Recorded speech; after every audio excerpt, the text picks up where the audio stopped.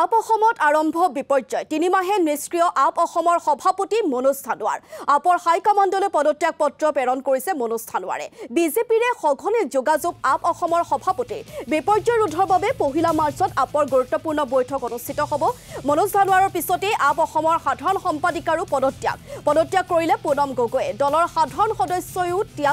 সদস্য পদো ত্যাগ কৰিছে পুনম গগৈয়ে আপৰ শীৰ্ষ নেতৃত্বলৈ ইতিমধ্যে পদত্যাগ পত্ৰ প্ৰেৰণ কৰা হৈছে আমি পুনৰবাৰ জনাইছো এক প্ৰকাৰ ৩ মাহে নিষ্ক্ৰিয় হৈ আছে আপ অসমৰ সভাপতি মনোজ ধানোৱাৰ বিশেষকৈ নতুন দিল্লীৰ যে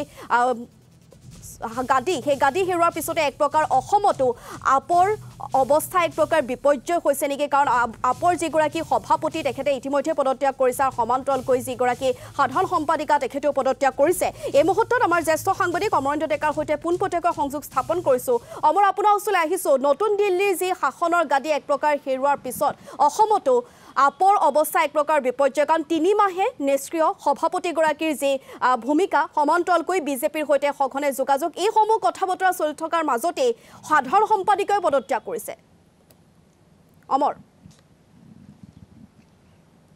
হয় এক প্ৰকাৰ আপ অসমত বিপৰ্যয় বুলি ক'ব লাগিব আজি দীৰ্ঘদিন ধৰি আপৰ যিগৰাকী ৰাজ্যিক সভাপতি আপৰ ৰাজ্যিক সভাপতিগৰাকী কোনো কাৰণতে দলীয় কৰ্মকৰ্তা বা দলৰ অন্যান্য যিসকল বিষয়ববীয়া আছে তেওঁলোকৰ লগত কোনো সম্পৰ্কত নাই এক প্ৰকাৰ প্ৰায় ৩ মাহ কাল তেওঁ সম্পূৰ্ণ নিষ্ক্ৰিয় হৈ আছে আৰু তেওঁ সম্পূৰ্ণভাৱে দলীয় কৰ্মকৰ্তা দলীয় তেওঁৰ যিসকল কৰ্মী আছে দলীয় যিসকল বিষয়ববীয়া আছে তেওঁলোকৰ পৰা এক প্ৰকাৰ আঁতৰি আছে মনোজ ধানোৱাৰ তেওঁক দায়িত্ব দিয়া হৈছিল ছেপ্টেম্বৰৰ মাজভাগত তেওঁক আপ অসমৰ ৰাজ্যিক সভাপতিৰ দায়িত্ব দিয়া হৈছিল কিন্তু এমাহ দায়িত্ব তেওঁ গ্ৰহণ কৰাৰ পিছতেই ব্যক্তিগত কাৰণত দলীয় কাম কাজৰ পৰা কিছু আঁতৰত থাকিব বুলি জনাইছিল আৰু তাৰ মাজতে দিল্লী বিধানসভা নিৰ্বাচন অনুষ্ঠিত হৈ গ'ল দিল্লী বিধানসভা নিৰ্বাচনৰ ফলাফল ঘোষিত হ'ল আপৰ দিল্লীত পতন ঘটিলে কেজৰিৱাল পৰাস্ত হ'ল আৰু এই ঘটনাক্ৰমৰ পিছতে দেখা গৈছে মনোজ ধানোৱাৰ সম্পূৰ্ণভাৱে নিষ্ক্ৰিয় হৈ আছে বৰ্তমান তেওঁৰ যিসকল দলীয় কৰ্মকৰ্তা আছে তেওঁলোকৰ সৈতে কোনো যোগাযোগ নাই আমাৰ হাতত যি তথ্য পৰিছে তেওঁ ইতিমধ্যে সভাপতিৰ পদ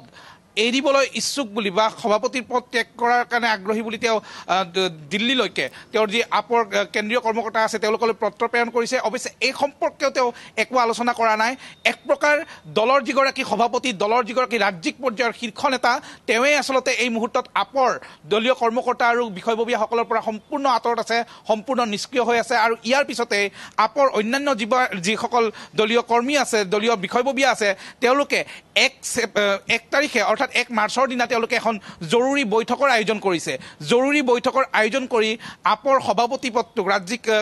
পৰ্যায়ৰ যিটো সভাপতি পদ সেই সভাপতি পদক লৈ তেওঁলোকে আলোচনা কৰিব লাগিব কিয়নো ৰাজ্যিক পৰ্যায়ৰ যিগৰাকী সভাপতি তেওঁৱেই যদি 3 মাহ সম্পূৰ্ণ নিষ্ক্ৰিয় হৈ থাকে দলীয় কৰ্মকৰ্তাসকলৰ পৰা আঁতৰি থাকে তেতিয়াহ'লে এটা দল পৰিচালনা কোনো কাৰণে সম্ভৱ নহয় প্ৰথমতে ব্যক্তিগত কাৰণত তেওঁ দলৰ পৰা আঁতৰি থাকিব বুলি জনাইছিল কিন্তু তাৰ পিছতেই দিল্লী বিধানসভা নিৰ্বাচন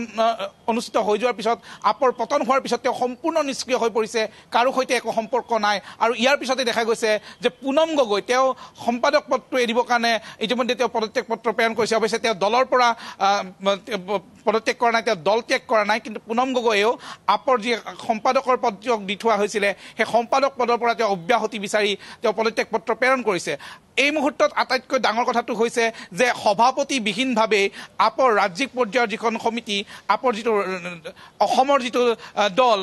আপৰ যিটো ৰাজ্যিক দল সেই দলটো কিন্তু চলি আছে বিগত 3 মাহ ধৰি সভাপতি নিষ্ক্ৰিয়তাৰ পিছতো এনে পৰিস্থিতিত আপৰ যিসকল দলীয় কৰ্মকৰ্তা আছে বিষয়ববীয়া আছে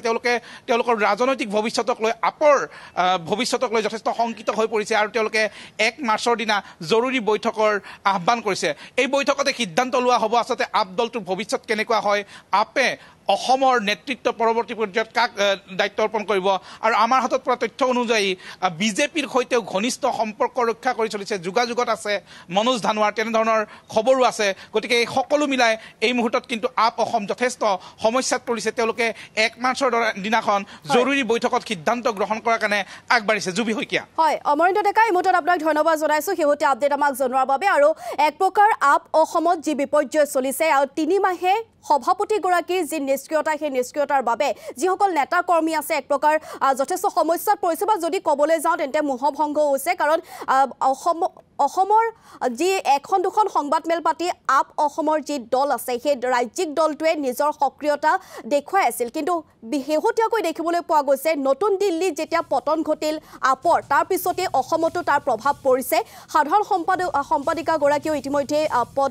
পদত্যাগ কৰিছে যি সাধাৰণ সম্পাদকৰ পদ আছে ইতিমধ্যে পত্ৰ প্ৰেৰণ কৰিছে সমান্তৰালকৈ যিগৰাকী ৰাজ্যিক সভাপতি আছিলে মনোজ